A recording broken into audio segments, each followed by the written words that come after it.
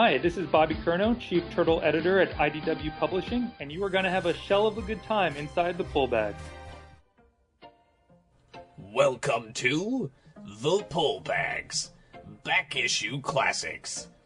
Join us as we talk about comics from yesteryear, from DC, Marvel, and more. So open your ears to hear our discussion of the older continuities, as the Back Issue Classics are also what's in the Pull Bag.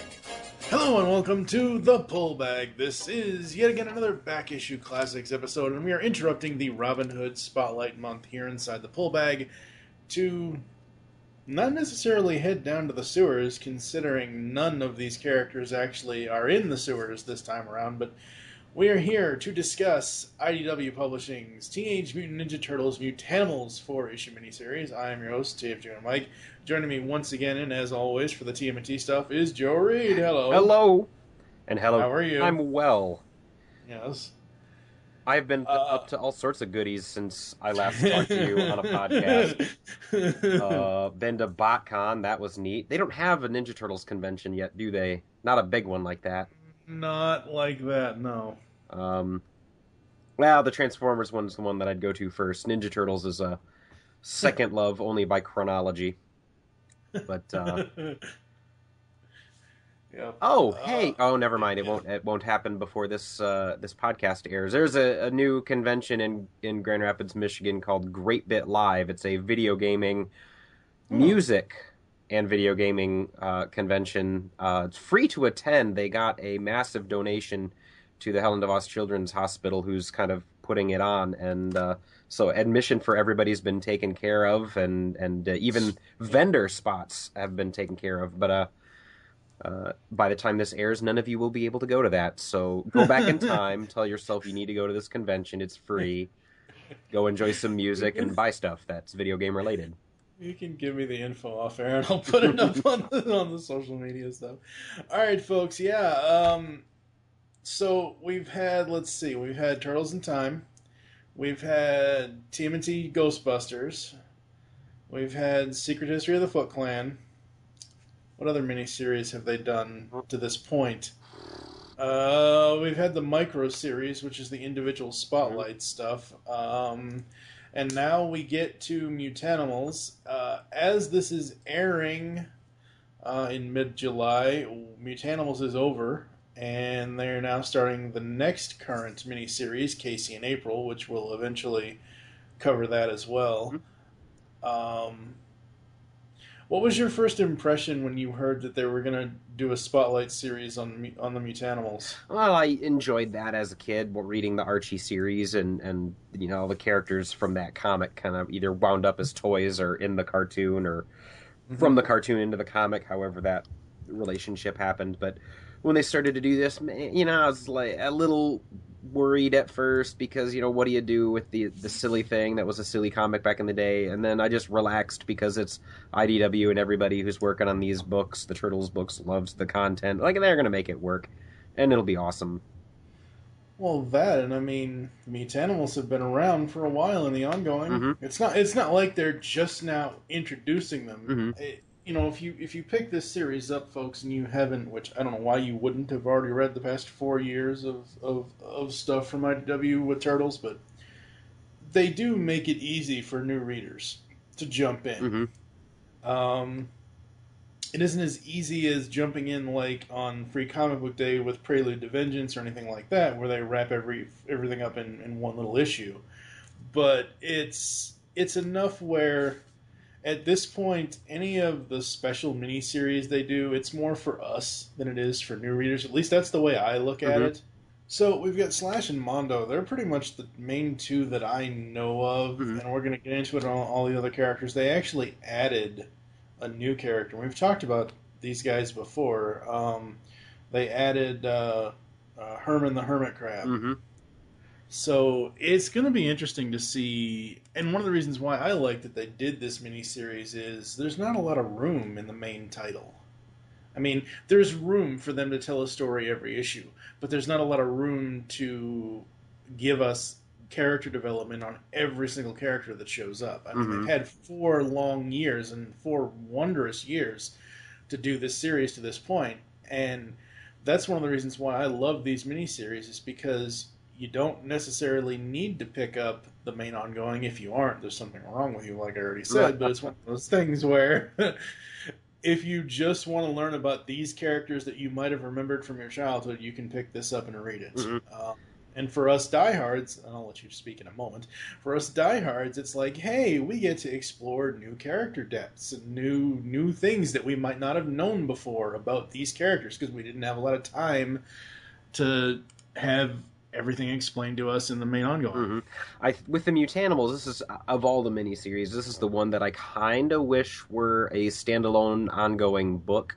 Like it was. It didn't last very long. I'm assuming numbers were low for them, and numbers would be low on this. But I'd still like the room to tell more of a story. We get a very self-contained, composed thing. And it's IDW's thing to have the main book going, but then set something off to the side so that they don't crowd their main book. And if I have one complaint, well, I don't know, I'm sure I have several. And I love the IDW series. But the one complaint I have is, okay, it took them 30 years to come up with all these different characters. They don't need to put them all in 4 years, unless they're that, we know it won't be around forever, so we want to get as much in as we can, and they do everything with love, and they do everything well, but kind of let them breathe, let them slow down, and here they can breathe in this wonderful side book. Absolutely. All right, folks, we're going to take a quick break, come back, and we're going to talk about issues 1 and 2 after this. It's action. It's drama. It's comedy. It's Decian, the superhero webcomic. Decian's got superhero antics and sexy girls. Read it now at Decian.com. DASIEN.com. All right, folks, it is time for Mutanimals, issues number 1 and 2. The main cover for issue 1 is basically all the mutant. Pigeon Pete was the other one that is with them. Pigeon Pete's easily forgettable. And I don't think we mentioned Old Bob. Yeah, he's the leader. So the main cover here is all of the Mutanimals except for Hob. It's Gecko / Pete and Herman jumping off of the Null Corp or the Null whatever the hell, Null Group, whatever, I don't know. In some of my spoiler-free written reviews on GeekCastRadio.com, sometimes I call them Null Corp, sometimes I call them the Null Group. I just couldn't get it straight. What do you think of the first cover here? It's a good one. It's I don't know how to say, you always want your dynamic hero pose. At least they're not leaping at us in that stereotypical thing, but... True. Very true. And we open this up and we get to a very, very cool blue and white background thing with a paw. Just to run down the creative team on this, we have Paul Allor back on story and writing. We've got Andy Kuhn on art. Colors is done by Nick Filardi. Letters by Sean Lee. And obviously Bobby Curnow does the editing. And it says, the story so far, Old Hob, and a sometime antagonist of the TMNT, seeks to overthrow the human order and grow the ranks of mutant kind. His group, dubbed the Mutanimals, now includes the Snapping Turtle / Mondo Gecko, Herman the Hermit Crab, and Pigeon Pete. Human ex-Stockgen scientist Lindsay Baker is grudgingly helping them to create mutants so that she may further her research. To give our listeners some background, the Mutanimals was a side book that occurred with the Archie Ninja Turtles comics back in the 90s. The Mutanimals were a group, I don't think any of them made it. Well, Wingnut and Screwloose and Ray Fillet, or Man Ray, wherever he was called, because he had 2 different names depending on what he was appearing in. I think they were the 2 that made it into the cartoon. Oh, Mondo Gecko. He was an original member. But they also had Jaguar, who was an anthropomorphic jaguar. Dreadmon, who was a Jamaican dog-like creature. I'm not sure what he exactly was. And I think that was it. When you say that, all I can think of is friggin' Poochie. I don't know what that is. From The Simpsons. Homer Simpson's animated character on Itchy and Scratchy. Anyway. Yeah, I think that was the main team. So there's a couple guys that we didn't get in this, but Mondo Gecko was the the thread through it, and Slash. Yeah, Slash. He showed up later, but in the Archie comic, the story was they were kind of like environmentalists. You know, it was the '90s Earth Day kick. They kind of went around and did things, and it crossed over in this massive event with the Ninja Turtles books, and like the end of the world war, pestilence, famine, horsemen of the apocalypse came, and there was this neat little had to go get the Mutanimals issue to complete your Archie Ninja Turtles run. But this is definitely a different take with just a few similarities, but I like where it's heading. I like how many total members did you numbers? How many total members from I think the it was only group? 6. 6.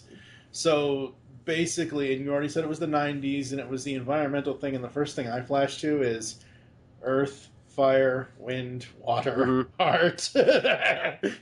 Friggin' Captain Planet. But I really want that to make a comeback. I don't know if that'll happen.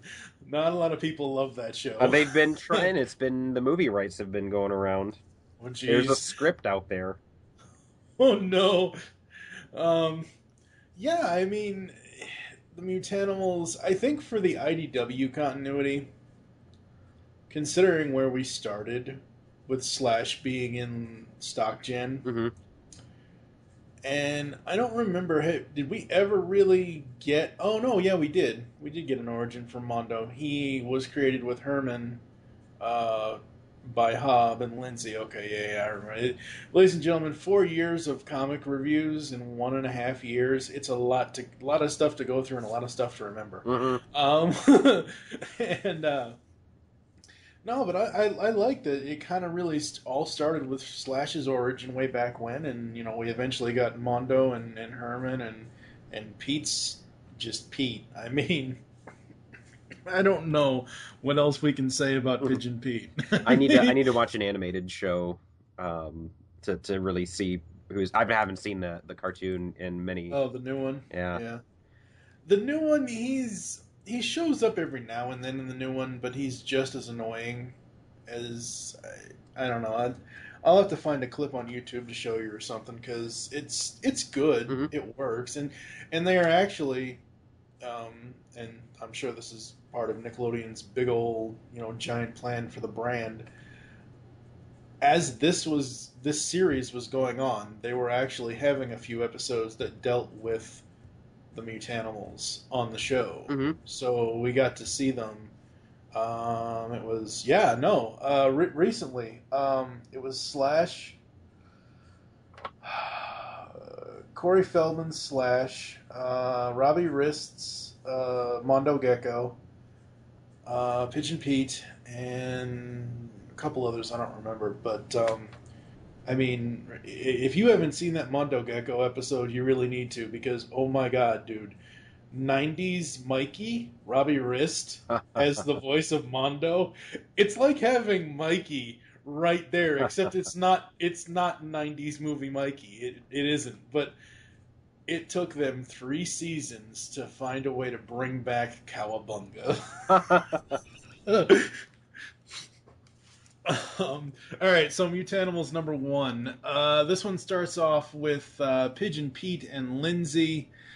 And Pigeon Pete is in the process of being kidnapped, and this is essentially, this first issue isn't even really an introduction. It's more of a chase kind of thing. They try to kidnap Pete, and as that part of the story is going on, we also have the story with the Mutanimals at home and trying to figure out what they're going to do in their downtime when they're not out, busting heads. That's one thing about this series that I absolutely loved, was seeing the downtime. Because you don't see, in comics, there isn't a lot of downtime for character growth. And that's one thing I think Paul Allor did very well in this issue. We get even less downtime with the Turtles. They never let those guys rest, ever. Well, no, but they work in so much character development as shit hits the fan with the Turtles. I mean, just even Paul Allor. I mean, it took me, I don't know, all of one entire podcast to convince you that Old Donnie was pretty cool. And he had wrote that. I believe Paul had written the Turtles in Time issue with Old Donnie. And I've said it before on every single Turtles episode we've done. The team that they have of writers, there's absolutely no disconnect from anything. Mm-hmm. They're all telling different stories. Obviously, Waltz and Eastman and Kurnow are the main book, but every time they bring somebody in for one of these miniseries or one of the one-shots or whatever, it's all so fluid. It's not like... I'd expect something like this, like if it was at a different company, to be so disjointed and not at all put together, but they have the continuity, like, down just amazingly. It's one, the talents of Bobby Curnow, and also being... They aren't tied to all these other books. Marvel has to worry. Daredevil has to worry about the other books that are happening at the same time, and maybe that writing team would have gone on forever, except Secret Wars comes in and poops on it. In this they don't have to, and they can plan the long game. And occasionally Kevin Eastman comes in with an alternate cover that's late, and it delays a book a little bit. But generally they have it. They're 2 years out with ideas, and they have the time to play the long game. Absolutely. So, as this issue progresses, what do you think of Andy Kuhn's art in this? It took me a while to warm up to his style, but I kind of like it. A little bit looser. I'm looking at page 5, a picture of Old Hob, and I'm looking at the colors, the way that the strokes are applied to his hair, and I'm trying to figure out what Photoshop trick he used to do that, because I need to go replicate that. Right. I love how they change the scene colors in the background to show you, hey, look, you're dealing with the dirt. Like, all the stuff with the Mutanimals at home is like a brown and blue kind of thing, and tan. And then when we get to Lindsay and Pete, it's all like blues and purples Lime and whites. green and gray. Yeah. And as this first issue rolls along here, we meet Lindsay's ex-girlfriend, Jillian, who is working for this new company. This isn't StockGen, folks. This is the Null Corp or whatever. I don't think we've had enough to deal with Lindsay. And that's one of the reasons why I liked this. And, okay, sure, give her a girlfriend, fine. Who cares, whatever. That's just, whatever. That's just her character, I guess. I just wish we had a little bit more on her background before this, so we would know what we were going to get into. And I guess they didn't do that because they were going to explore it here and all this dialogue between her and Jillian. Thoughts on these two? Are these characters you want to see again, or are these characters you had any inclination towards before or after this? Don't care, still don't care, but if they need scientists, I'd rather they use these two again, because if you have already got them built, then let's keep them built and enjoy it. I don't know, they're not uninteresting, they're just not the people that I want to pay attention to in this book. They're not the characters that I care about. Right. And I don't know, maybe it has to do with that I don't know them from an earlier book, but even if I did, I'm here for mutant on mutant action. Let's see it. Come on. Yeah, exactly. So we have the whole scene with Lindsay and Jillian and Pete and all that, and we have some really interesting character development with that, and then we get to the car chase. The car chase. Hob and Slash and Herman, and they're gonna break Pete out of the van, and I know a lot of people might be screaming bloody murder that it's not Wingnut or whatever from the original, that they created a new character. I don't care. I love Herman the Hermit Crab. He's way You're cool. a pigeon. Don't jump, soldier. Fly. I just love that. It's absolutely amazing. And Pete, I can fly. Never mind. I can't fly. And the way Andy Kuhn draws this, and the way that Filardi colors it, his bounce, oh man, it's like, oh my god, it's like a skipping stone right across the water. Poor Pigeon Pete. He might be annoying as all hell, but, I mean, last thing we need to see is one of the Mutanimals just bouncing around off of something. He doesn't annoy me in this series. I imagine, given the right voice and the wrong animation, he would be annoying in video, but in this he's endearingly cute and naive. And I can appreciate naive and cute. So we get to the interesting thing about this series is the character developments between the team and Hob as their leader. Because Gecko asks him, should we stop and help him? And Hob is just focused on getting the, these guys aren't going to get away. They're going to pay for what they did. And that's a pretty horrible car crash. That van's not going to drive anywhere. So we get Mondo on his skateboard. Oh, so cool. We need more of that. We really do. Get Mondo on his skateboard, messing these guys up, and it's Slash of all people to kind of interrupt Hob and be like, hey, look, we don't do that. We're not going to sit here and kill these people over kidnapping Pigeon Pete. It's not like they physically hurt him or anything, so and that was what was really cool to me reading this series as it came out was you have Mondo and Herman on one side and you have Slash and Hob on the other and Pigeon Pete's somewhere in the middle somewhere, but you've got 4 out of these 5 characters. 2 are on their own journey with character development, the other 2 are the same way. Absolutely love that.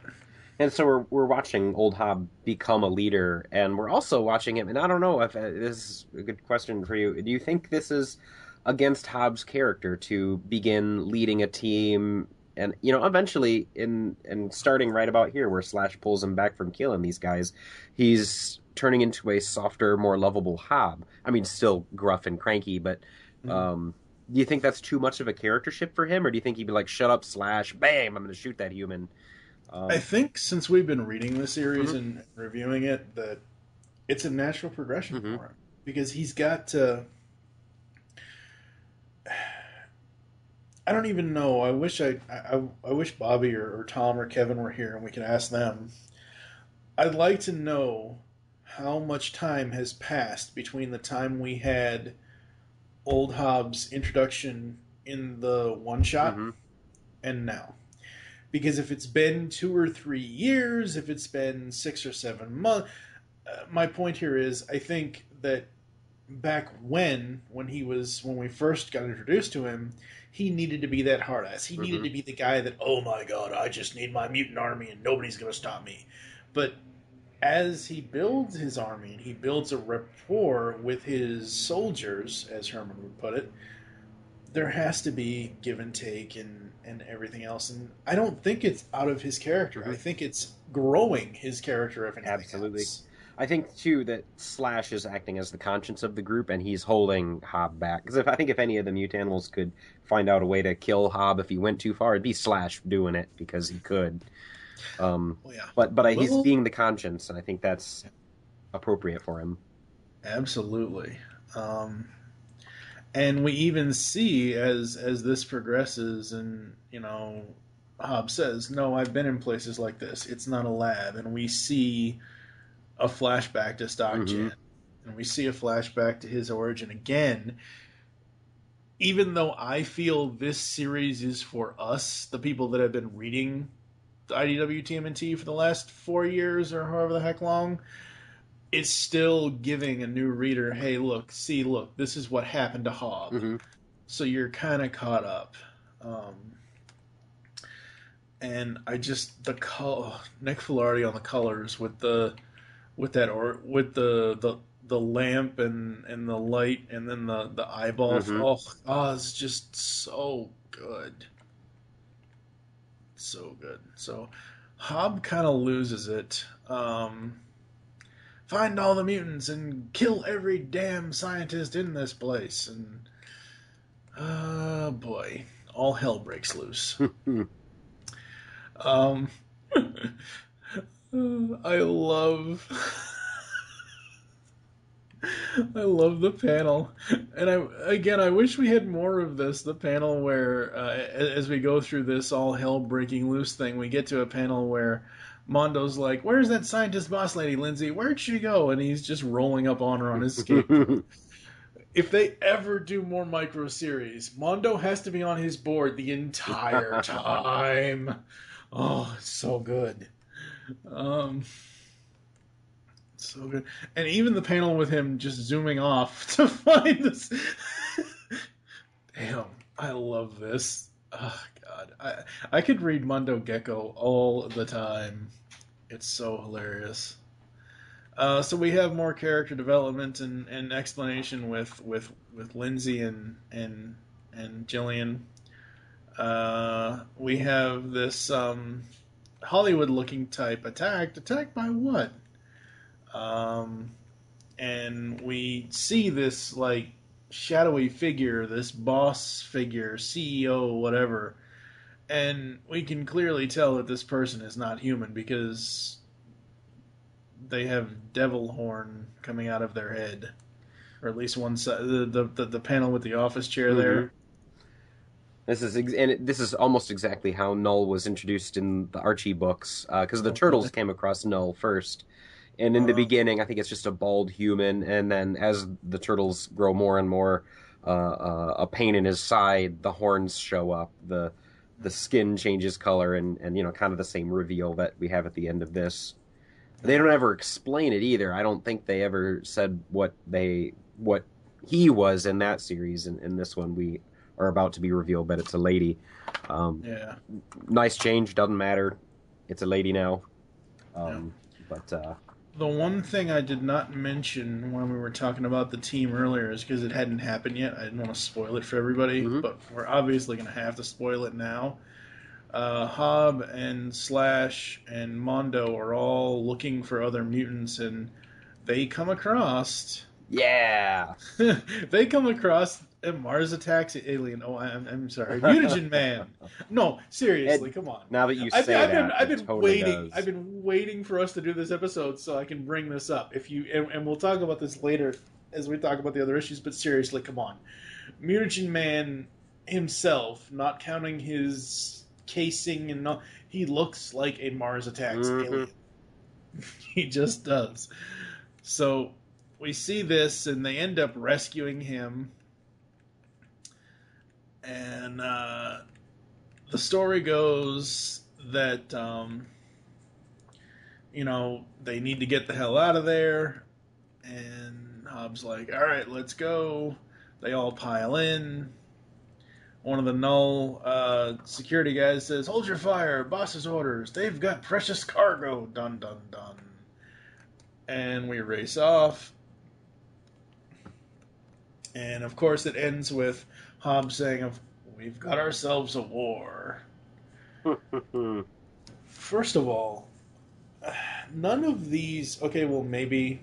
Okay, Hob, most likely, but the one thing I've noticed throughout this series is how they use the logo. Like, if you look at the very beginning of the page, the Teenage Mutant Ninja Turtles Mutanimals, it's a giant paw, and I kind of forgot, I don't know how the hell I forgot it. It's staring me right in the face that Hob is a cat.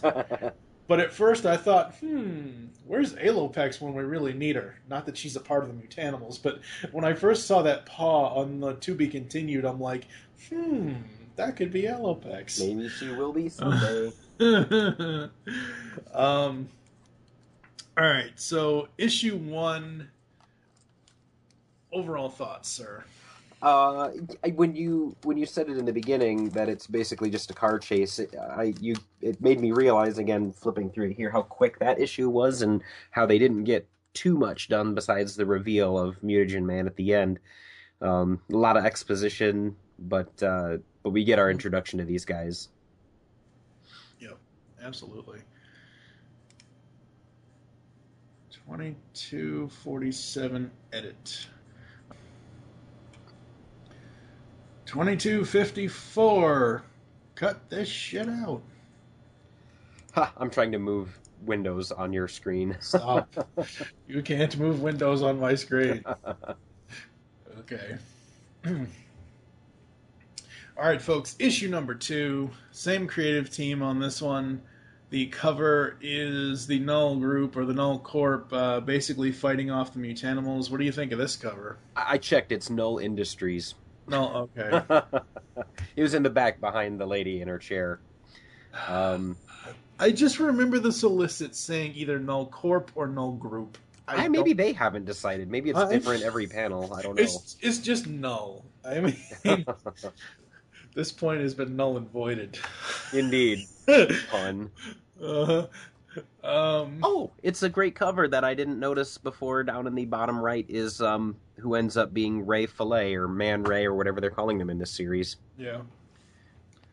Yeah, I this isn't one of my favorite covers out of the series, and I'll say it right now, I think that issue 1 and issue 3 are my favorites. Issue 2 and issue 4 are okay. They're not bad covers. I don't know.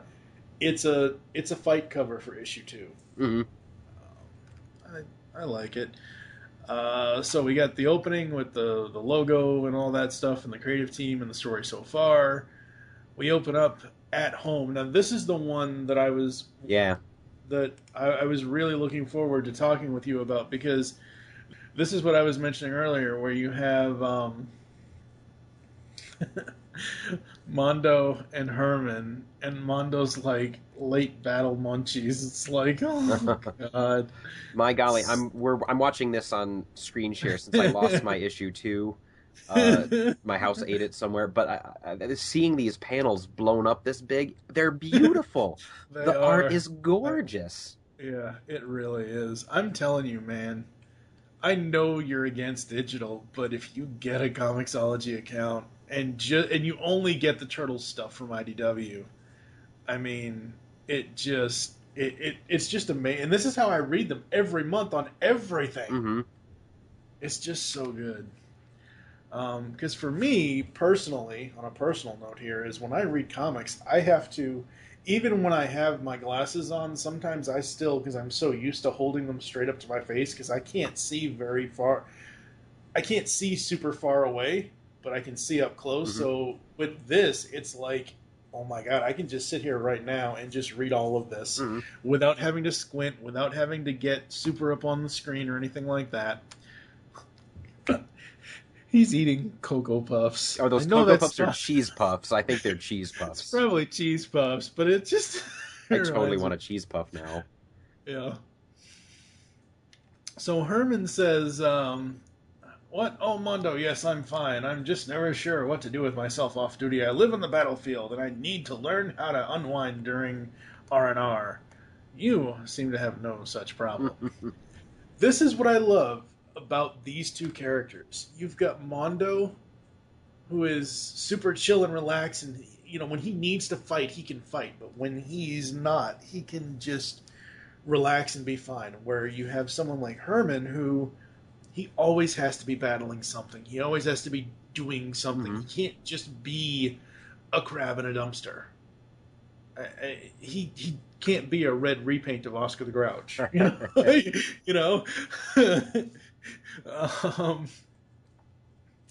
So we've got all this chill stuff, and we then go to the Null Industries. For a second there, I'm like, when's Tony Stark going to show up? And we see the red-headed lady. Quite literally, folks, she is a red-headed lady. No hair, red skin, red everything. And just like the Archie series, she looks like what we would kind of call a devil in that old school biblical sense of the thing. Yeah. So this is where Lindsay and Jillian are getting in trouble and talking to her in her office here. At first, when we first met Lindsay when she was in trouble and the Turtles had to save her from Hob, I kind of cared. But you're right. I want to know more about the mutants, not necessarily what's going on with the humans. And we need to do this to keep, get the story moved and whatnot. But it's a hard part to paying attention and care to. And I don't necessarily always need action. In fact, sometimes I don't want action, but Right. it's exposition, and the characters aren't that interesting or that important to the overall story. And I think that's why. Yeah, I mean, and it's not Paul Allor's fault at all. No. He's writing them very, very well. We're not sitting here trying Indeed. to, sit here and say negative things about his writing. It's just we don't have anything here to make us super invested in Lindsay and Jillian. Mm-hmm. So as this goes along, let's see here. She goes on and says, "But you're just here for science, isn't that right? The chance to break new ground in your field, backed by an obscene budget and a top-flight facility." They're basically trying to make a new deal with this boss lady so they don't end up getting killed. Is really what it ends up. And Lindsay has all that mutagen knowledge that Null Lady wants. Yep, that they need. So we go to the Null Industries training facility. No, it's like right. Oh no, it's right outside Null. That's what it is. Because we then get to Hob and Slash on the roof, and this is where their character development comes in. And this is what I love. Slash isn't. He'll become it a little bit later, but he isn't the monster he used to be. Mm-hmm. They've written him in a way now where the only time his rage really comes out is on the battlefield, if it ever does. And to this point in the first issue, we saw Slash fight without him needing to essentially Hulk out. Mm-hmm. And he doesn't like to Hulk out. It's something that he wants to actively avoid. Absolutely. Absolutely.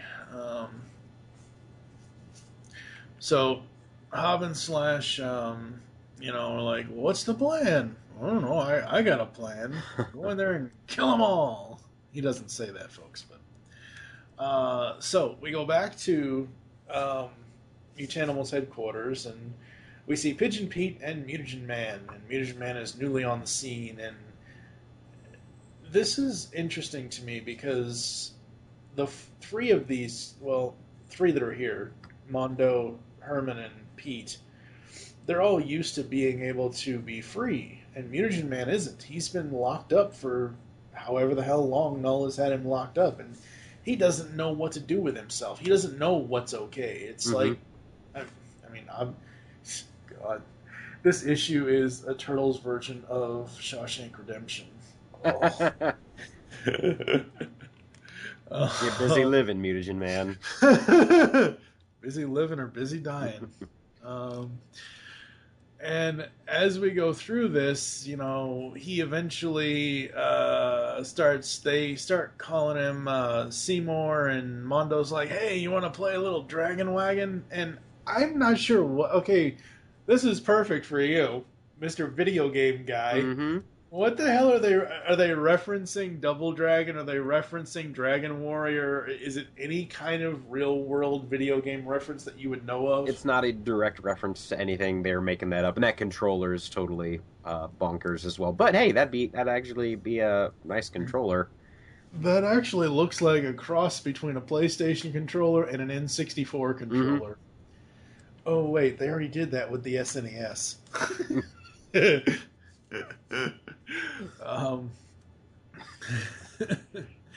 And this is where Mutagen Man's character comes in. He doesn't get it.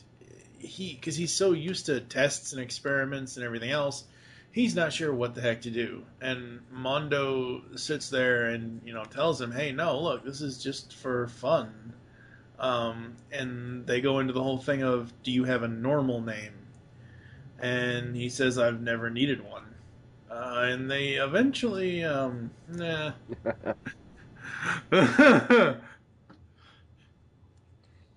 Moe's Tavern, that's all I can think of.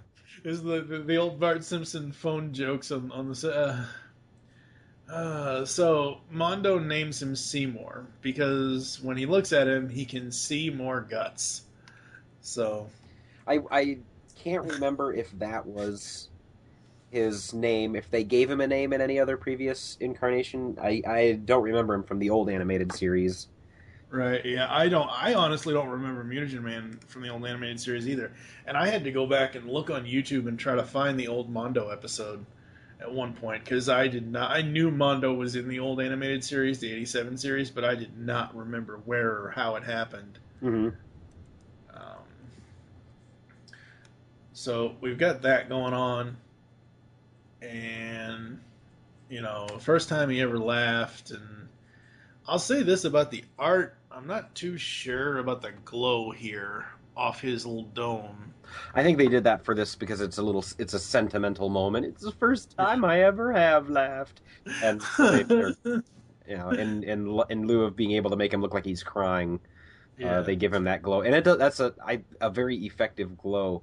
The new trend, and it took me a while to notice it, was when they need things to glow, they lighten the previously black and white line work. The black doesn't get black anymore; it's lightened, and I think it's incredibly effective. I talked to an inker at a convention a while back, a little more old school guy, 80s, 90s, and he says he absolutely hates it when people do that to his line work, because if I made it black, it needs to be black, he said. But I look at this and go, no, you'd lose all sorts of emotion from this.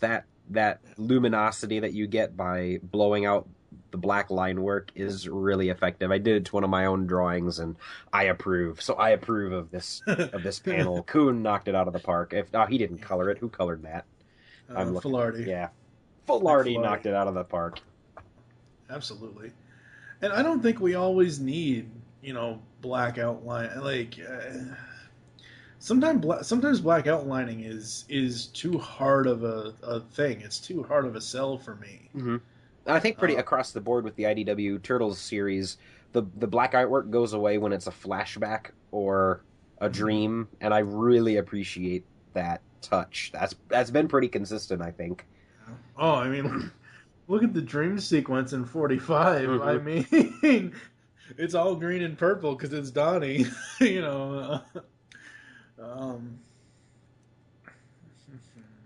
So we get to Slash and Hob, and Hob's ready to torture this poor guy, this scientist from Null, and Slash says a mutant bat in your coal mines is good, but a mutant with DNA of a bat and an ant and a gorilla, so they're arguing about all this stuff, and the guy says it's an insane plan by insane people. And Hob says, people like you. Me? No, I'm just a guy with a mortgage. Like, he's not underplaying his worth here. So Hob is getting super frustrated, and he's probably going to kill this guy, or he wants to. And he kicks his chair over. And he's still asking the guy, where are they? Where are they? And he's getting ready to find, and we see the claws come out. Oh, that's beautiful, man. That is so awesome. Between Kuhn's drawing and Filardi's coloring, it's like Freddy Krueger has a cat claw.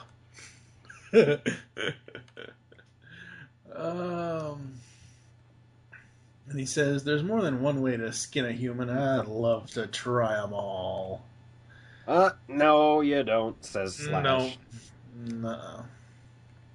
And this is the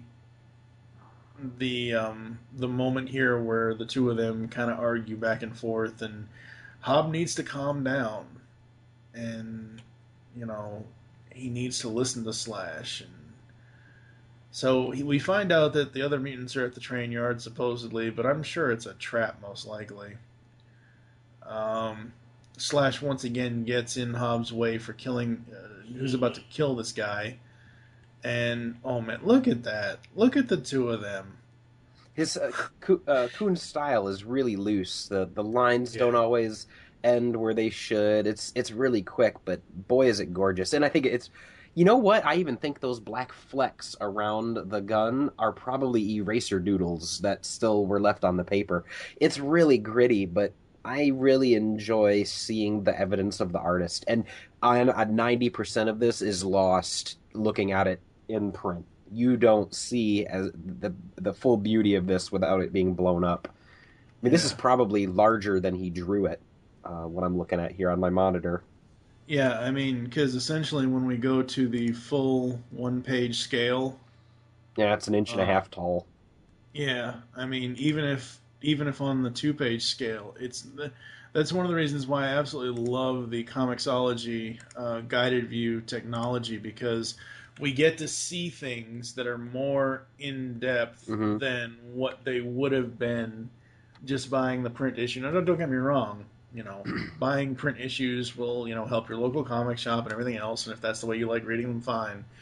But ever since I've gone digital, I still buy print stuff. I still buy stuff in trades and stuff, but I'd rather spend the money on, the money that I can spend on the digital stuff. For our listeners' benefit and mine, I suppose, if I bought it in print, do I still need to pay full price to get the Comixology version? If you bought it in print and your comic shop has a discount, then if you get the discount at your comic shop, you're not going to get a discount on Comixology. So I'd still have to buy it for $3.99 from Comixology. Yep. Yeah. See, I couldn't do that just because I know I can resell my print copy if I had to. Yeah. That breaks my heart. I might write IDW just to see.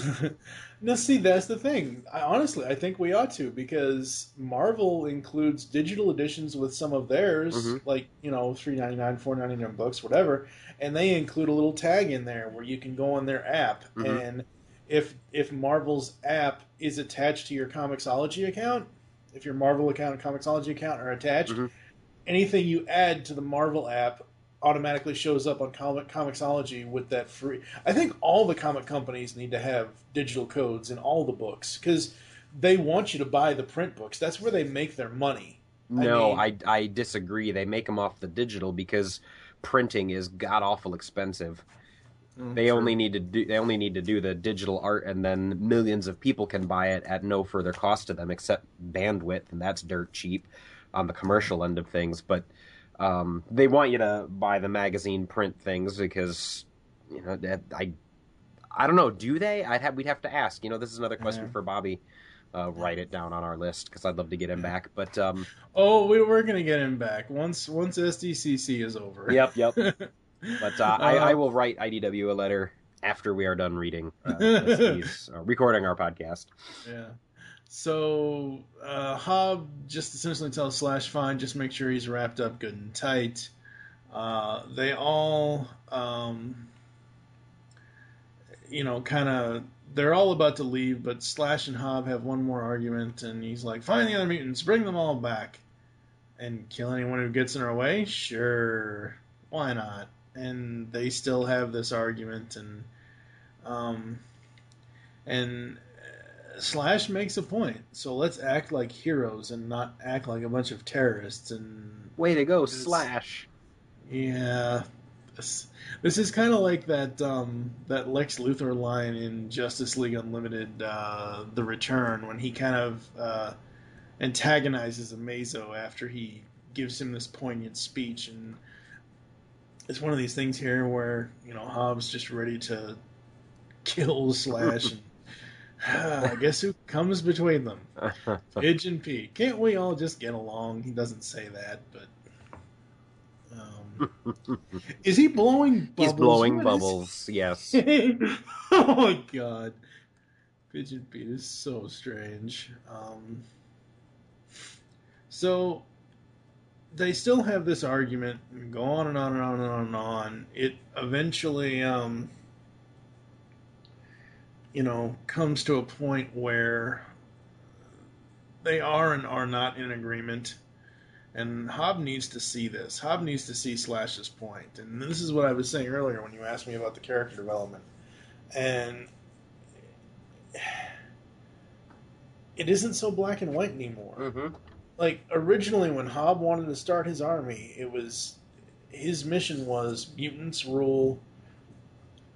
I hate to say this, but Hobbs essentially Magneto, and yeah, Slash Slash is essentially Professor X at this point.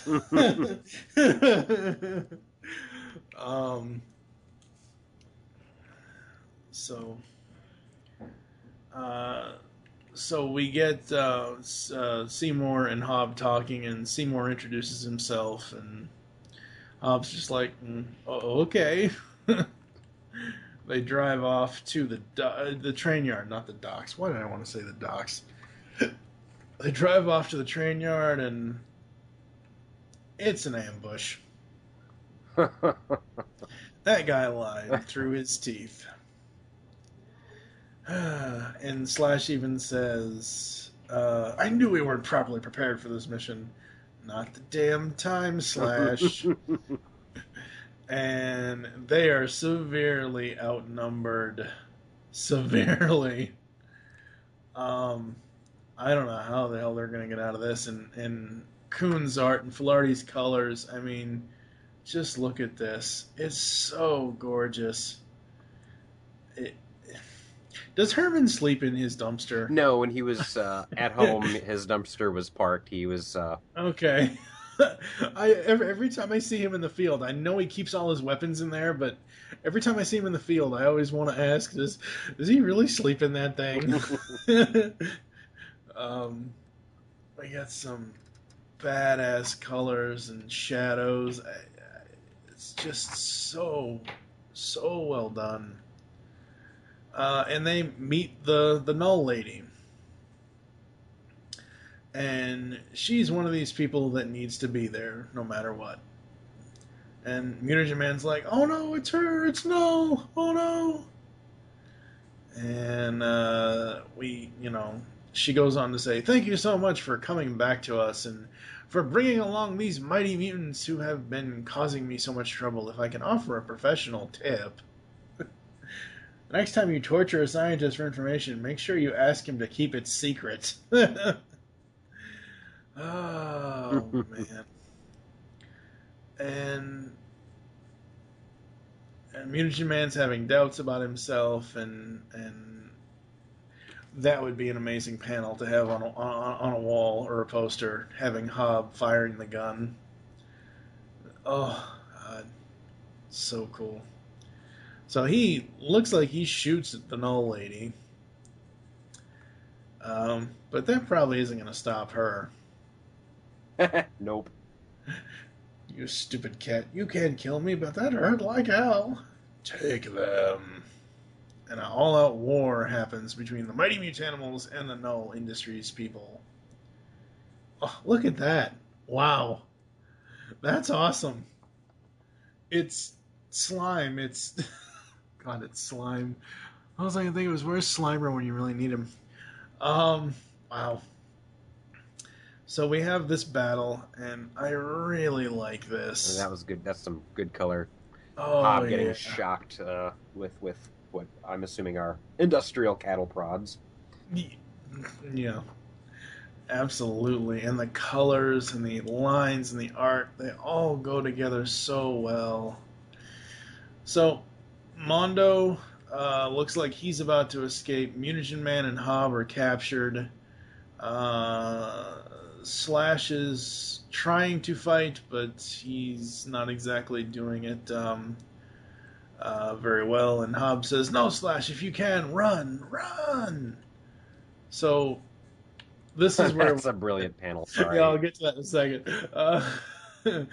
Hobb says, someone needs to escape. Someone needs to rescue us. And Slash... This isn't where he hulks out, folks. He hulks out a little bit later. Because we haven't seen Slash full-on animalistic since his introduction. Yeah, he came to us in the Turtles comic as the monster, as the mindless killing blood machine. But he got hit with the chemicals, and his brain came out, and he became an articulate speaking thing, just like the rest of the Ninja Turtles. But I think we learn in this series that he's in control of it, but can lose control and revert to that beast again. It looks like it. I mean, if I were to guess, this would be the panel where it happens, but I know that happens later. He's throwing off 1, 2, 3, 4, 5, 6, 7, 8 guys in that kind of Hulk picking up the thing pose. Yep, pretty much. I love this panel. It's better than sneaking out from under the pile of guys, and the pile of guys just keep punching nothing after they snuck out. It's like the opposite of that. It's kind of like, and I know not a lot of people love Turtles 2, but it's kind of like the opposite of Turtles 2. Yeah, where yeah. The turtles sneak down to the sewer, and Mikey ends up tickling Toker's feet. That's so crazy. So, we meet two new characters here. They're We don't know inside their the train car in the yard. Yeah, they're inside the train car in the yard in a jail cell. And we find out their names are Sally and Ray Fillet. Oh, is that The what he's Man called? Ray. It was licensing got mixed up between the comic and the cartoon and the action figure, and I can't remember which is which. But I don't know her from anything. If she is from the Turtles, I think she's a new addition. So they throw Pete in, they throw Herman in.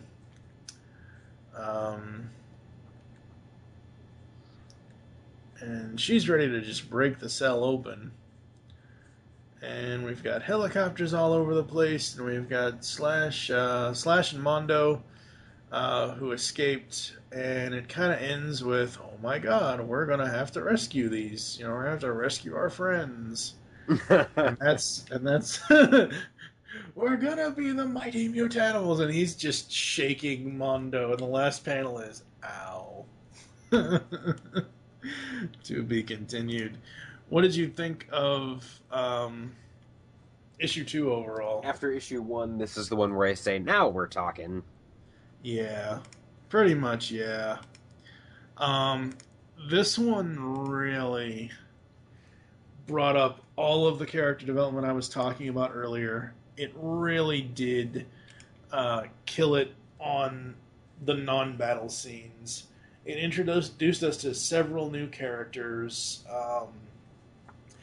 and it was just really, really cool. Aller's writing, along with Kuhn's art and Filardi's colors, this is the perfect team for this series. It really is. I don't think I'm sure the other artists and writers would have done just as well, but we needed Aller as a voice here for these characters. We needed Kuhn's drawing for these battle scenes, and even some of the scenes that were at the lair. This is just absolutely awesome. So we're going to take a quick break, folks. We're going to come back with issues 3 and 4 after this.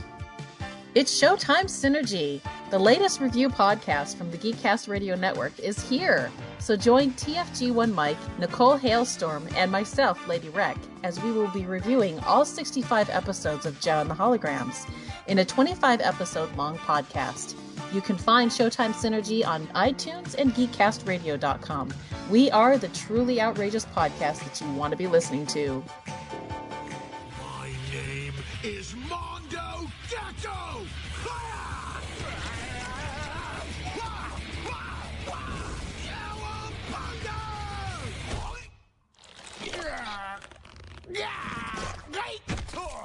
Seriously? That is all you've got? All right, folks, we get Mutanimals issue number 3. We have Paul, Allor, Andy Kuhn, Nick Filardi, Sean Lee, and Bobby Curnow as the team. This one starts off with, oh no.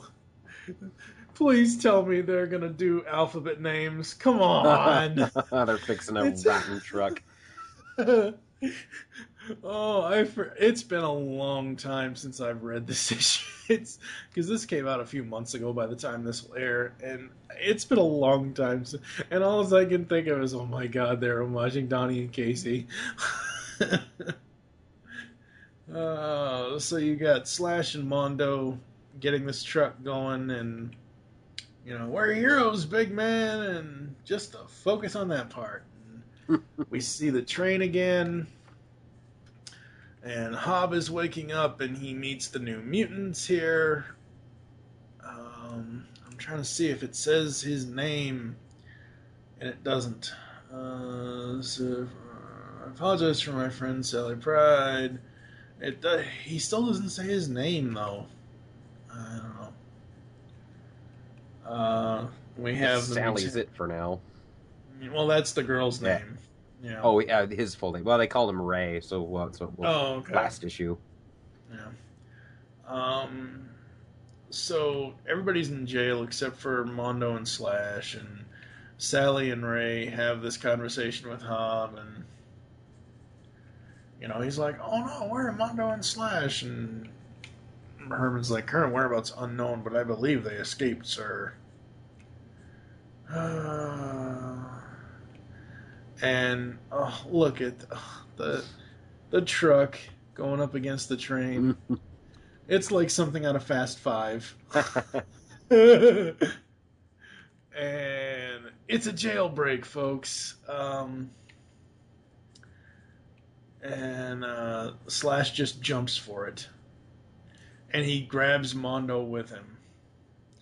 And he makes it onto the train. They hook on, get in, and they're about to rescue everybody.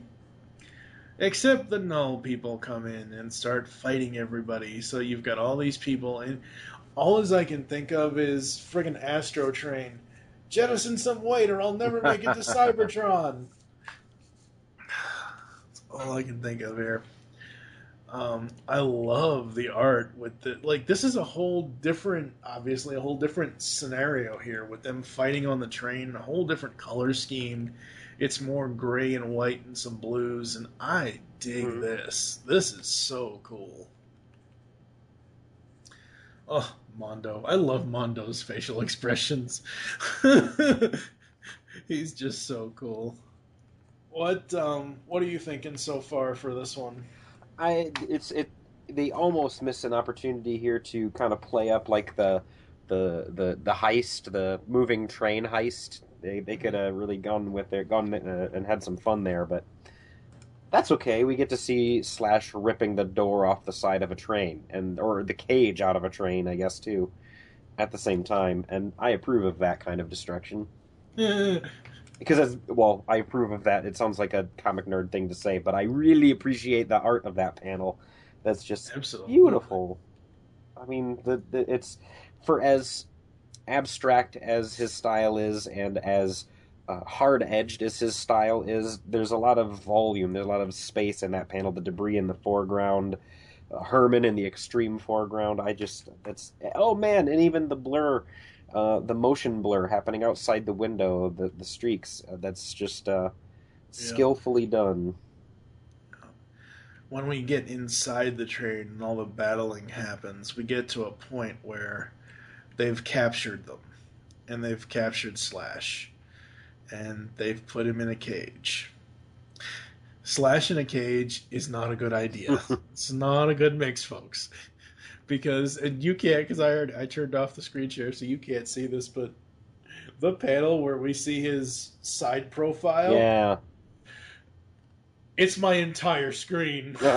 It's not even like, certain panels will have, like the panel right before it where he says it wasn't supposed to go this way. We're the good guys. Where that panel has like white, it's kind of like a letterbox thing, but this is the full screen, and then he just blah. This isn't the explosion I was talking about. This isn't the Hulk out that I was talking about, but this is the second one he's done to this point in this series. So he's actively not necessarily letting himself go, but every time he hulks out, it gets worse. Until it gets really bad. Yeah, his speech balloons have gone back to the white on black, like it was when he was running around growling. You gotta love stuff like that. Absolutely. And as we go along here, when his speech balloons have gone white text on black background, we get to a point where he pretty much throws 3 to 4 of these guards just out of the train, and not even out of a door. He throws them through the wall of the train. I love the little panel where it has the ting and the wheel comes off the track. I thought that was hilarious because it looks like with all his force, it looks like a screw is coming loose on the wheel. Stupid humans. No more stupid humans. Yep, he's reverted. No, this is the one.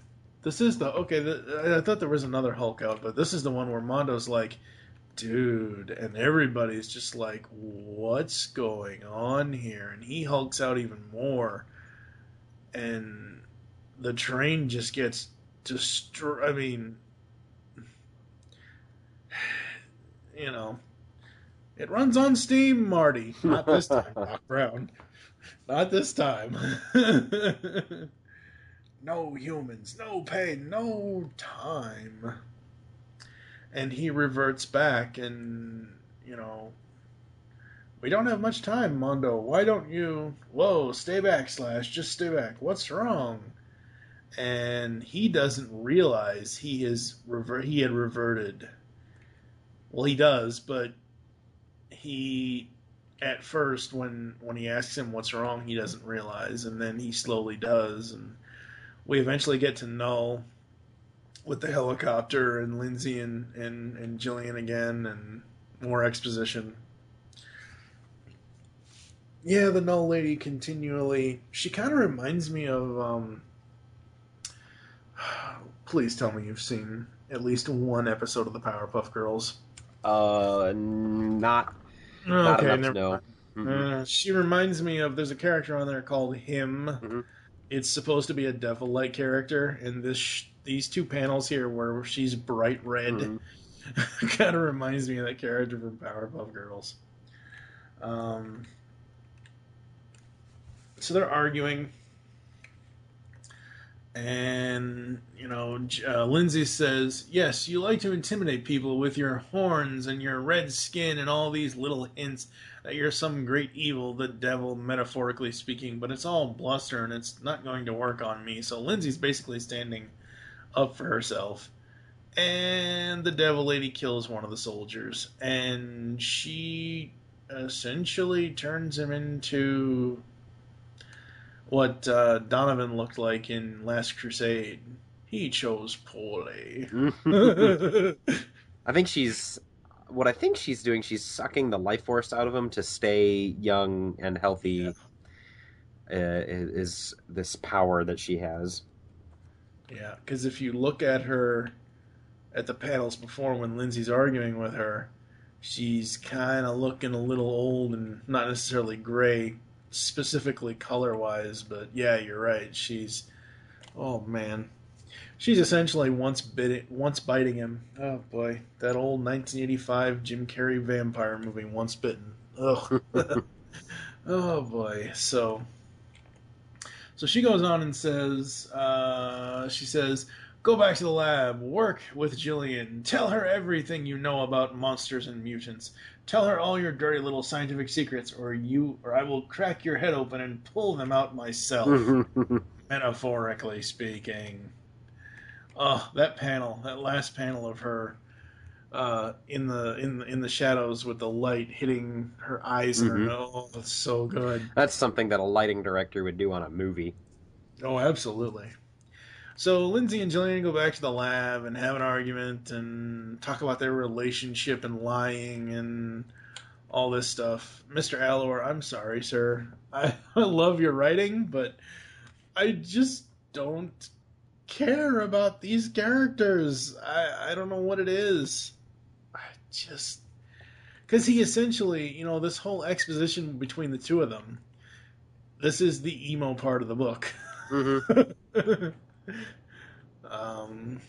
So the soldiers, I've been asked to escort you to the lobby, and then back to your lab, and then we go to Slash and Hob, who are having a discussion about how Slash, has allowed himself to lose control, and he goes on and says, I'm as bad as them, and you gotta look at the Mutanimals in this series. All of them, I think, with probably the exception of Mondo, all of them have their issues. Seymour is not sure how he's going to fit in because he's so used to tests and labs and whatever. He's not used to having fun. Herman always wants to be on the battlefield and doing something with himself. He doesn't know how to relax. Hob and Slash is essentially self-deprecating.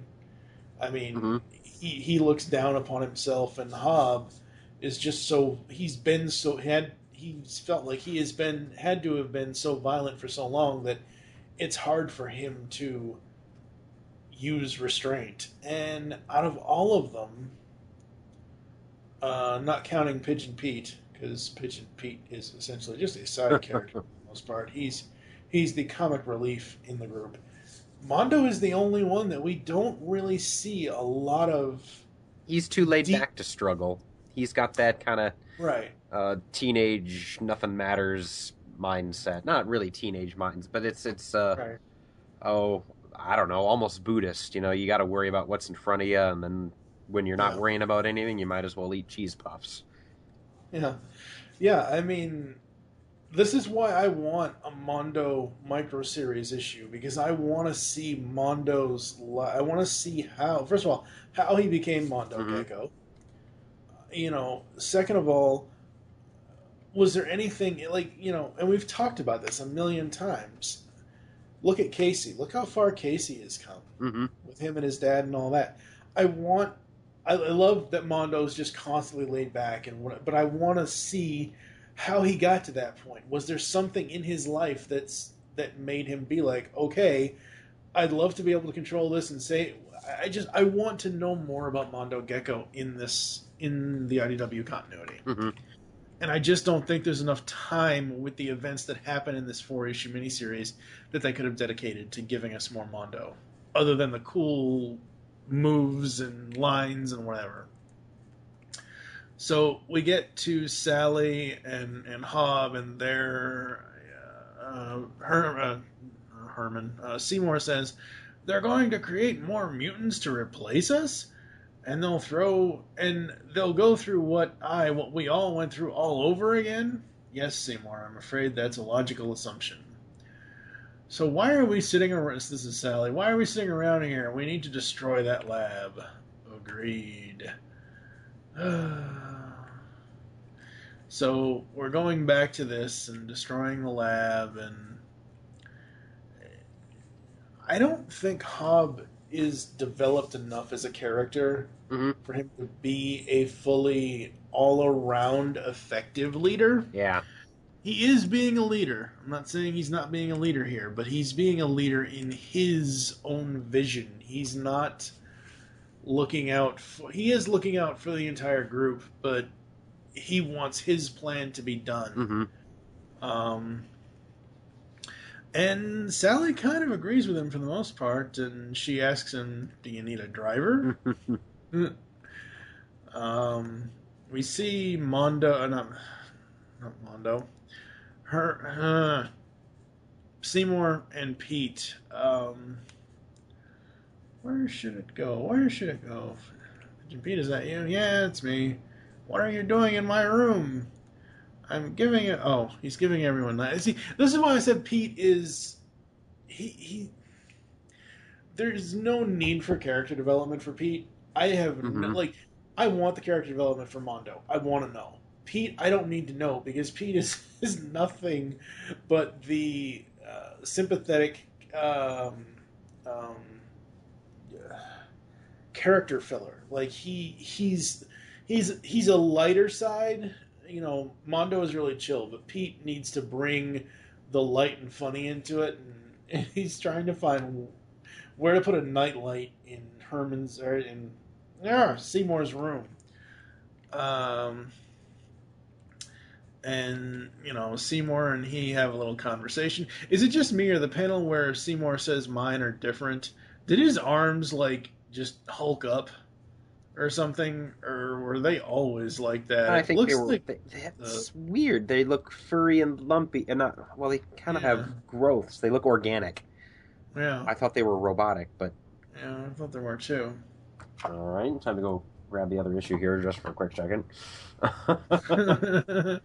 They were probably organic, because they don't make mistakes like that. Yeah, they're organic. Yep. Okay. It just, the way the panel looks when he says mine are different, it just, his arms just look like they're not proportioned properly for his his body. I don't know. It's weird. So we got Herman and Mondo outside. They're talking about a laser on his skateboard, and Herman's like, for what purpose? How would that even work? Beats me. I just think lasers are sick as hell. So they're talking about weapons upgrades, and they see Herman, or they see I keep screwing the names up, folks. I'm sorry. They see Seymour running away, and this is where Seymour's selflessness comes into play, because we get to a point in this issue as Seymour comes back, and he has wired himself to blow, and that's where this one ends. And he basically says, or Jillian says, "Miniature Man, what did you do?" "What I had to do, and you're wrong. No one knows this suit better than me, so I fixed up my wiring, made a few changes, and now I'm overheating. In a few more minutes, I'm going to explode. And then none of you will ever hurt another mutant again." Dun, It's dun, dun. half selflessness, half doesn't value himself, at which they made him that way. I think it's cool. I mean, Very cool. I'm not saying it. I don't mean to say it's cool in a good way. I think it's a cool character development for the character, because, as I've already said in this episode of the podcast, we are looking at these guys and girls, because now we have Sally. We're looking at them, and they are all so different from each other. They all have different needs. They all have different character traits. Essentially, if you look at these, you got Slash and Mondo. You got Hob and Slash, Mondo and Herman, Seymour and Pete, I'll just say, for example, and you got Ray and Sally. So you got 6 people, 2 at a time on teams, that kind of go together but really don't. And then as a group, they find a way to have everybody be on the same page, even though Hub needs to kind of calm down a little bit on the killing thing. If only the Suicide Squad would be disorganized. Yeah. It won't be. No. Not at all. Overall thoughts really quickly on issue 3 before we dive into issue 4. Ramping up, getting good. Okay. So we kick off issue 4 with a cover of, I believe that's Null holding. Yeah, she's got. Oh God, she's trying to choke slam him. She's not the giant red machine Kane. She can't choke slam Hob. What the hell? This is not WWF. Oh boy, or WWE now, whatever. I still call it WWF. I give you permission. But you're a bigger wrestling fan than I am, so you shouldn't make that mistake. Well, I wanted to make the old reference to the old Kane, because now he's more corporate Kane. Anyway, so this one's a little bit different than the other 3, because we have a creative team change. It's not really a change, it's more of an addition. You got Paul Allor on story, art by Andy Kuhn, colors by Nick Filardi, and the mistress of TMNT Colors herself, Rhonda Pattinson. I wonder if we're going to be able to notice when that change happens.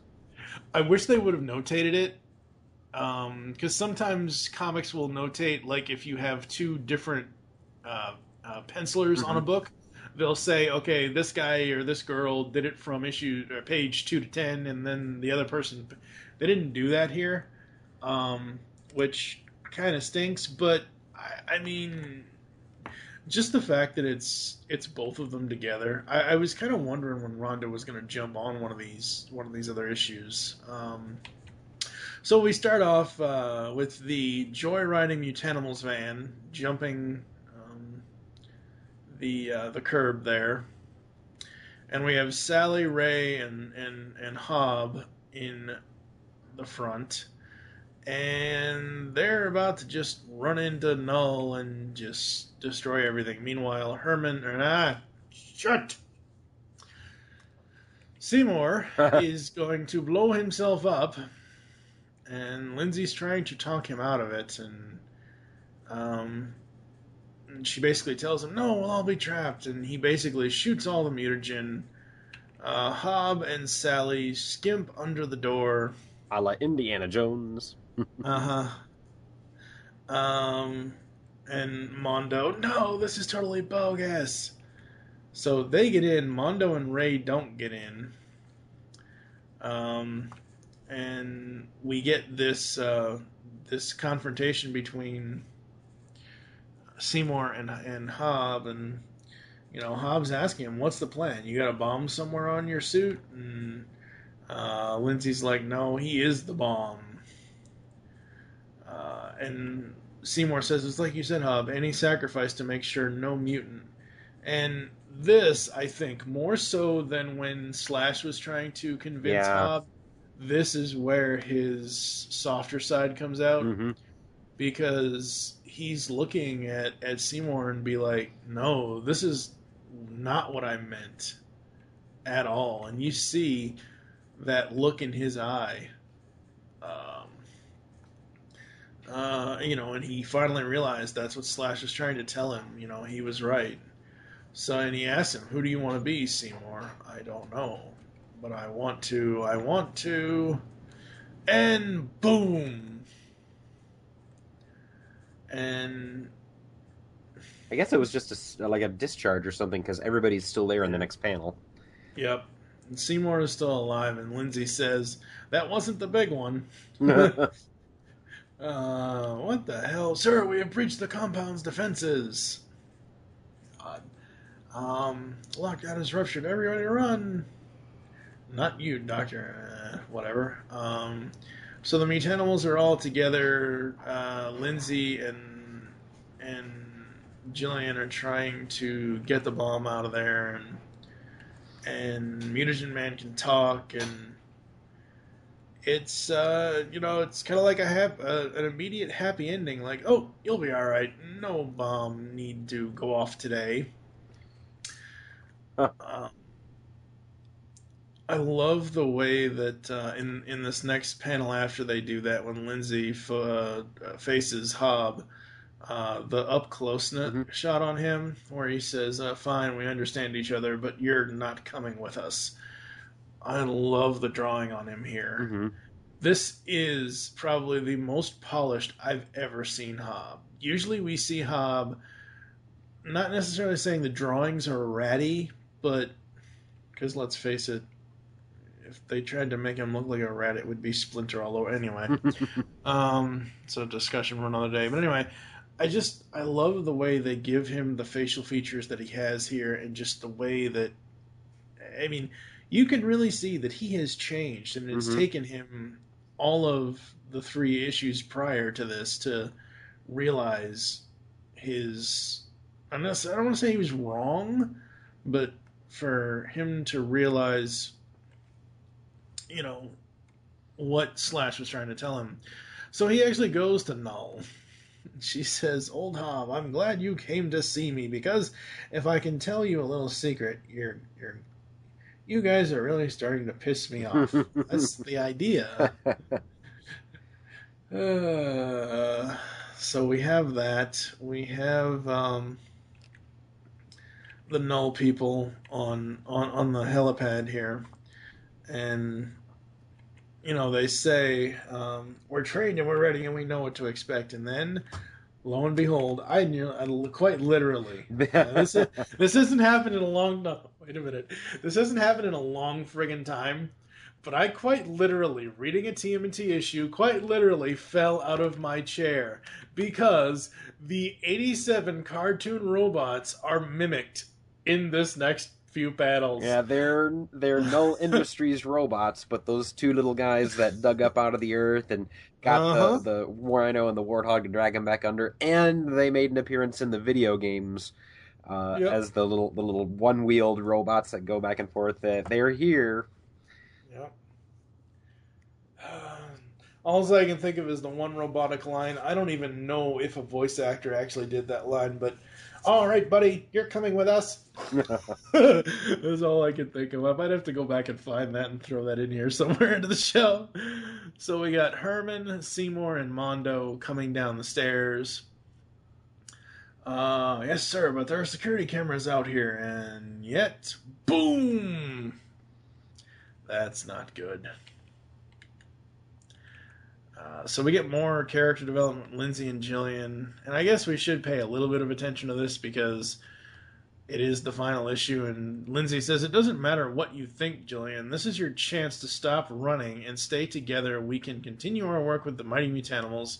She doesn't say mighty, but Hobbs said he would take both of us in. But first we have to do this. Those are the terms, and they're the best you're going to get. And she's like, okay, sure, why not? And then Lindsay just punches her. I was not expecting that at all. More than just a lover's quarrel. Yeah, absolutely. Well, you know, the arc that happened with these two characters is that Lindsay's actually got kind of a conscience, and Jillian was like, no, let's work for these people for money, and who cares what we do, because... And, you know, maybe she was that way out of fear of what these people can do, but Lizzie's had enough of it. It's taken her out of the equation, and knows she can't save her from that crazy path. Yeah, no. So we get Lindsay running away. We get more of the awesome robots. And we even get drill bits on their heads in this panel. Oh, that's why. They come up out... Wow, I forgot they did that. They come up out of the ground. I didn't notice that the first time. So awesome. So we have the Mutanimals versus the robots, and Pete gets injured, and Slash is all, Pete, oh no! I think this one, the fights in this are so good. The art is so good. The writing is really good. I think at this point, because this series is at an end here in issue 4, I don't think there's more character development that Alor could have thrown in. He throws in just enough. And he basically shows us that, hey, this is all a team effort, and you know, we all need to help each other, and it looks like the Mutanimals are all going to get captured and everything else, but Sally comes crashing in. Sally and Ray come crashing in, and literally crashing a helicopter in. Yeah. And there's a panel later here where Sally says, now let's kick some robot ass. And all I can think of for what she's holding in her hand is cricket. You gotta know what a crumpet is to understand cricket. I swear it looks like one of Casey's cricket bats. Oh, it's the swashblade from the helicopter. Yeah, it is the swashblade from the helicopter. But I mean, just look at the position of it, how she's holding it. Reminds me of one of Casey's old cricket bats. Oh, Jose Canseco bat. Tell me you didn't pay money for this. And once again, Slash outrages himself, and Herman goes ballistic with his guns, and we see something that we've never, to my knowledge, and Bobby or anybody can correct me on this, have ever seen. White text on black background where Slash is actually being intelligent. That is so cool. I didn't notice that. Thank you for pointing it out. He says, because Mondo is worried, he says, Slash, it's under control. Now, let's finish the plan. And Null is ready to destroy Hob, and he basically just backhands her. Breaks out, backhands her, and he wants to finish her, but then Seymour comes in, and the best. I think I even screen capped this. I don't remember if I tagged you or not, but I remember screen capping this. It might be in my review of issue number 4 on GeekCastRadio.com. He says, she says, you stupid alley cat, you managed to distract me, but did you really think that would hurt me? And Seymour comes in, and Hob actually points to Seymour, and she goes, "No, but this will." And Seymour has a Wile E. Coyote rocket launcher, and he blows Null to smithereens. So, we get to the exposition of the end of the book, where we'll set your research back by years. We'll expose all your dirty little secrets. We'll make your stock prices plummet. And when you finally manage to claw your way back to where you were, we'll do it again. And he says... So put your efforts elsewhere. Cure cancer. Set up a mining colony on Venus. Develop a sports drink. Or a blueberry cola. Pigeon Pete says. Do whatever you want. Just leave our kind alone. Because if you don't, I will find you, I will hurt you, and I swear I will kill you, even if I have to put you on a rocket and shoot you straight into the sun. Way to go, Hob, for doing something nice. Yeah, in a very mean way. Yeah. So we get to later, we get to the Mutanimals base, and we got Sally helping out Mondo, and she's like, "Oh, don't go anywhere, Doc. You're next up for some first aid." And we have this kind of camaraderie kind of thing happening between all these characters, and it's just so cool. It really is. What are your thoughts on these final scenes here? I always am glad that when we get a little bit of resolution at the end of it. It could very well have ended with, the last panel of the previous page, but to see everybody settle and put themselves back together, it's really nice. Yeah. And I think this is the only way this should have ended, honestly. Because you see everybody come together, and I think you needed to see that to complete the journey with these characters. I think, I want them to do another Mutanimals in 6 months, in a year. Maybe when April and whatever next one they decided to do wraps up, it'd be good to come back to this team and watch them evolve. Yeah. Like I've said before, the at first, when I first read through this, I wasn't sure, as the issues progressed, you kept saying, "Oh, it keeps getting better and better and better." And at first, when I read the final issue, I was like, wow, they are wrapping this up pretty quick. Yeah, I felt that too the first time. As we've gone through it and talked it out, I don't feel like it wrapped up as quickly as I initially thought. It played out very well, and just kind of ending on the whole, hey, let's all sit around and have Thanksgiving earlier. So that's really that final image, that final page where it says the end. That's really what hey, a Mutanimals Thanksgiving feast.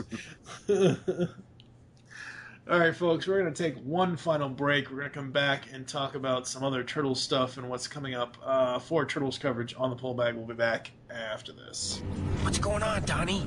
It's a Krang Sweet 16 birthday party. How am I supposed to know? All right, folks, we are back, and Mighty Mutanimals, issues 1 to 4. We're going to rate it overall for the story arc here. What are you going to give the Mutanimals 4-issue run? I'm going to give it a 4.5, and only a 4.5 because it's not the Ninja Turtles and I want to read them, but otherwise it was a as near perfect a side book as you could get. I'm going to give it a 4. There were a couple of things when I read through it the first time, and there are a couple of things even now that... The main reason why I'm going to give it a 4 is until the final issue, I didn't give a crap about the relationship and background for Lindsay and Jillian. I like Lindsay as a character. I like her as a character, but Jillian, I had, until the final issue, I really had no interest in what happened to her whatsoever. And I'm interested to see that Lindsay is kind of becoming the human character, April O'Neil, to the Mutanimals, and that's a dynamic that the Mutanimals didn't have. They didn't have a human sidekick, so I think this is going to be good to have her there. Absolutely. All right, folks. So we've got several things coming up here in the Pullbag over the next few months. I don't know when we're going to be doing this, but because it'll have to play out. Casey in April is out. I have written a spoiler-free review on GeekCastRadio.com of the first issue. As always with the miniseries, we will be waiting on that until the 4th issue comes out, which is the final issue for that one. How we're going to cover issues 47 to 49 is we're going to do it all in one episode, because issue 50 of IDW's TMNT is going to be a double-size issue. We're going to need a whole podcast just for that one issue. We cannot double up on, because that's going to be a big one. So that's the plan there. We're not going to go through solicitations this time around. We'll go through them probably next time when they're past issue 50 and go into 51. I'm really digging what's going on with all of the Turtles stuff. I haven't read the new adventures or whatever the new cartoon version is, but on the core series here that IDW has been doing, just nothing is never. They would have to do something so drastic, and even quote unquote killing Donnie wasn't drastic enough for me to stop reading the series. Mm-hmm. Any final thoughts? Anything you want to get off your chest or what you're looking forward to before we get out of here? I just don't know what's coming up for 50. I mean, at this point, April and Casey aren't going to be there, and I don't know. I don't know what it's building up to yet. I honestly thought they were going to leave the Technodrome for 50, so I don't know what they could do. It's just Baxter and his Stockman Swarm and Shredder, but so I don't know where the big danger is yet, but I know that they're going to pull something out of the hat and that our minds will be blown in issue 50. Hey, maybe Bobby finally got that okay from Nickelodeon and whoever else to get a little mist, a little Primatine, clear that right up. Maybe they got Tatsu. That would be so cool. Honestly, out of all the mutants that we've seen in the past 4 years, I really want to see if they ever get a hold of Toka and Razor. I don't think anything from the movies could come in. They couldn't get Jordan Perry either. Bobby mentioned last year. Yeah, it's probably caught up with New Line Cinema. Well, Razor is in the cartoon series. You're right, they have Razor. So, I don't know. They certainly could, now that you say that. I don't know. So that's weird. I wonder how they did that. Who knows? All right, folks, we're going to get out of here. Hope you're enjoying this episode as well as all the other Xenoscope Entertainment Robyn Hood episodes in this special Robyn Hood spotlight for that this month. Next month in August, I'm not sure what's going to happen with the pull bag. I'm not sure what we're going to be covering. I know at some point we'll be covering more gem stuff, more... I will say right now, September is going to be Supergirl September. My buddy Michael Bailey from the Fortress of Baileytude is going to jump on with me, and we're going to review all 5 volumes of the DC New 52 Supergirl series in preparation for the new television series over at CBS. So that's that. Where can the people interact with you, sir? Don't you have a GarageCast? Yes, we have, 2 things. My baby's the Geek-Stuff Garage Sale, and we have a .com now, so you can find us, geekstuffgaragesale.com. And we're also doing the Geek-Stuff GarageCast.com. You can find us there, download our podcast where we just sit around and be nerdy, and hopefully make insightful comments every once in a while. At least 1.5 per episode, probably, who knows, but you can come listen to us there. Yeah, I need to catch up. I've listened to, I think, the first 1.5 episodes. I hear the episode where I was not there was really good, but I don't know. That's a joke. I think. I don't know. I thought they usually made that joke about Sean. And Art, yeah. It was a great episode when Art was gone. It was his podcast. No, we have a lot of fun over there. Yep, absolutely. All right, folks. Make your great escape into comics. And